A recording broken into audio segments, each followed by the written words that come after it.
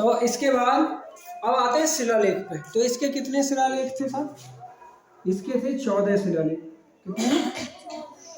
14 शिलालेखों की संख्या है इसकी 14 शिलालेख एक ही साथ पढ़ेंगे, सब अलग अलग हैं। या चलो 14 शिलालेख के बारे में ही लिख लें। कितने शिलालेख हैं साहब? 14 शिलालेख।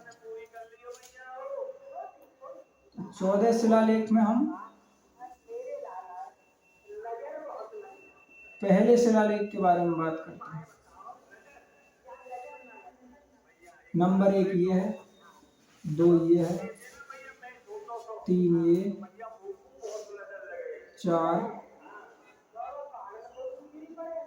5, 6, 7, 8, 9, 10, 11, 12, 13, 14। सही है ना? कितने हैं? 14।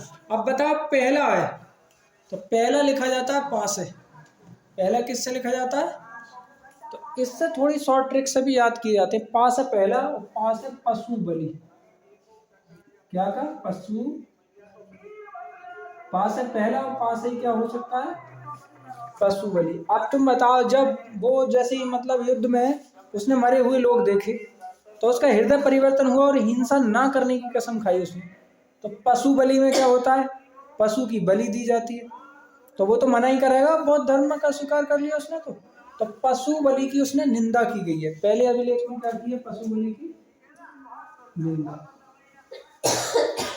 पशु बलि निंदा। निंदा का मतलब है पशु बलि को खत्म कर दिया गया, पशु बलि रोक दी गई कि भैया आप पशुओं की कोई भी बलि नहीं दी जाएगी। अब दूसरे को कैसे लिखोगे? दोनों होता है ना, दोनों। तो दूसरे वाले शिलालेख में पहले ये बात जान लो, ये 14 शिलालेखों का मतलब है कि पत्थर की शिलाएं हैं, उन पर अशोक ने लिखवाया है। सही है नहीं? अपने राज्य के कानून लिखवाए। तो इसमें ये दिखाना होता है कि पहले शिलालेख में क्या है, दूसरे में क्या है, तीसरे में क्या है। एग्जाम में यही पूछा जाता है कि पहले में क्या है भाई, दूसरे में क्या है। तो पहले में क्या हो गया? पशु बलि निंदा या पशु बलि निषेध। क्या? निषेध। या इसे लिखना चाहो तो लिख सकते हो निषेध। निषेध का मतलब है रोक दिया गया। क्या कर दिया गया? पशु बलि रोक दिया गया। पहले जो है ना, अशोक के दरबार में ऐसा कहा जाता है कि लगभग 2700 हिरण और 1600-1500 मोर रोजाना कटते थे पूरी सेना में, पूरे देश में जितने थे। लेकिन बाद में इसने निषेध कर दिया, मना कर दिया। पहले शिलालेख में ये बात लिखी गई है, पत्थर पे लिखी गई है। कहाँ लिखी गई है? अब दूसरे में दो का मतलब होता है दोनों। क्या होता है? तो अशोक के राज्य में, मतलब अशोक के क्या, सभी के राज्य में 2 ही लोग होते हैं, तो पशु और मनुष्य। कौन भाई? ज्यादातर अपने 2 ही तो लोग हैं पृथ्वी पे, पशु हैं और कौन है? व्यक्ति हैं ना, मनुष्य। तो इन दोनों की चिकित्सा व्यवहार, दोनों की चिकित्सा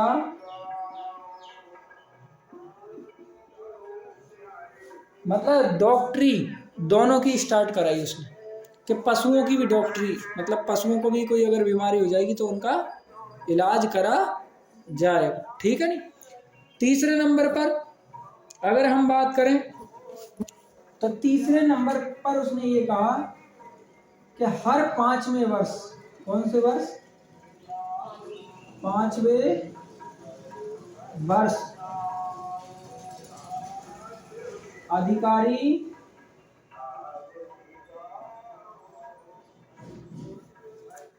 प्रजा में जाकर निरीक्षण करेंगे।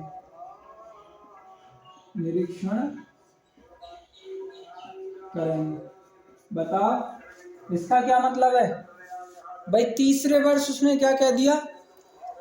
मतलब तीसरे वर्ष नहीं, तीसरे अभिलेख में ये लिखा गया है कि हर 5वें वर्ष जो सरकारी कर्मचारी होंगे वो जाएंगे गाँव में, ग्रामीण क्षेत्र में, सब जगह जाएंगे और वहां पर व्यवस्थाएं देखेंगे कि सही है कि गलत है। बात समझ में आ रही है?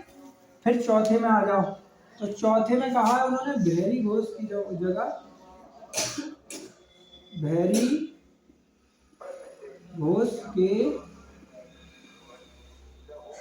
स्थान पर धम्म घोष अपना लिया। कौन सा? धम्म घोष अपना लिया। अशोक ने क्या करा? भैरी घोष के स्थान पर धम्म घोष अपना लिया। चौथे में ये कहा गया। पांचवें में कहा है धम्म महामात्राओं की नियुक्ति। पांचवें में क्या कहा है? धम्म महामात्राओं की नियुक्ति।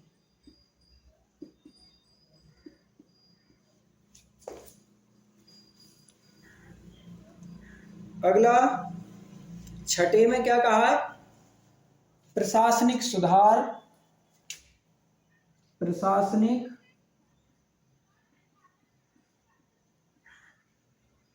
सुधार और आत्मनियंत्रण, और आत्मनियंत्रण के बारे में। प्रशासनिक सुधार मतलब अपने प्रशासन में सुधार के बारे में बातें कही हैं, और आत्मनियंत्रण की भी शिक्षा का उल्लेख है, कि शिक्षा का उल्लेख। आत्मनियंत्रण की शिक्षा का क्या है? अब 7 नंबर आया। कौन सा आया? 7 नंबर। तो सभी धार्मिक तीर्थ यात्राओं, धार्मिक तीर्थ यात्राओं का वर्णन,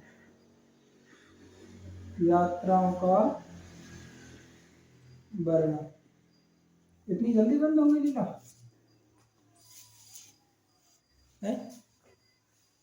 धार्मिक तीर्थ यात्राओं का वर्णन कौन से में किया है? 7 में। ये भी बहुत आता भाई, साथ साथ रह के कौन क्या करता है? कोई तीर्थ यात्री करता। तो समझ रहे हो? धार्मिक तीर्थ यात्राओं का वर्णन किया है। 8वें नंबर में क्या कहा है उसने?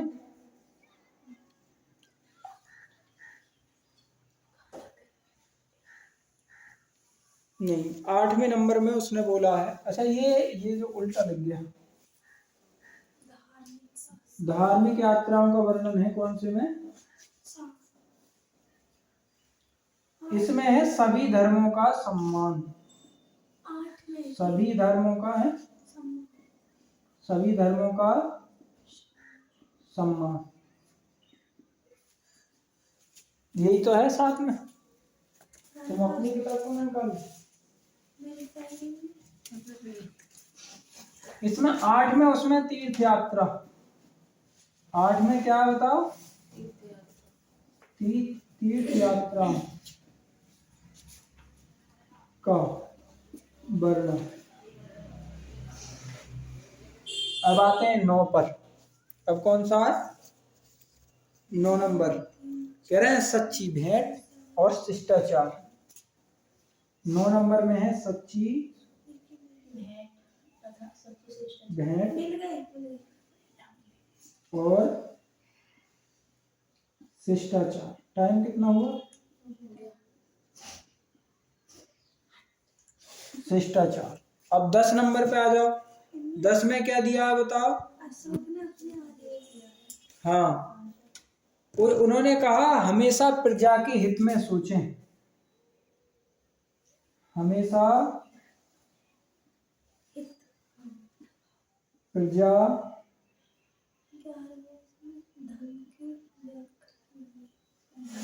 के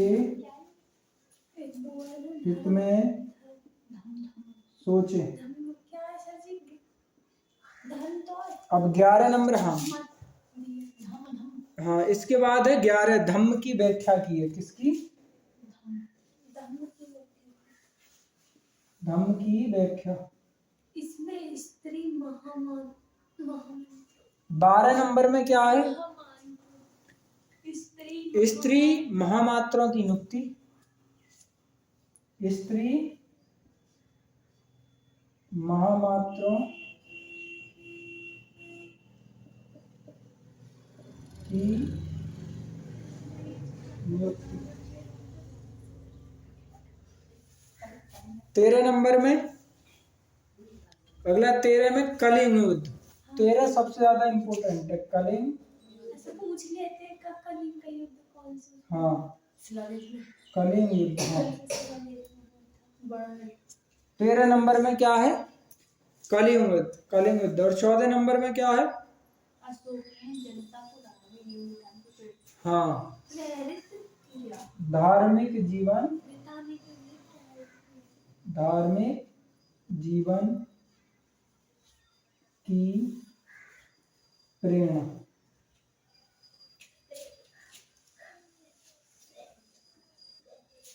धार्मिक जीवन की प्रेरणा अशोक ने दी है।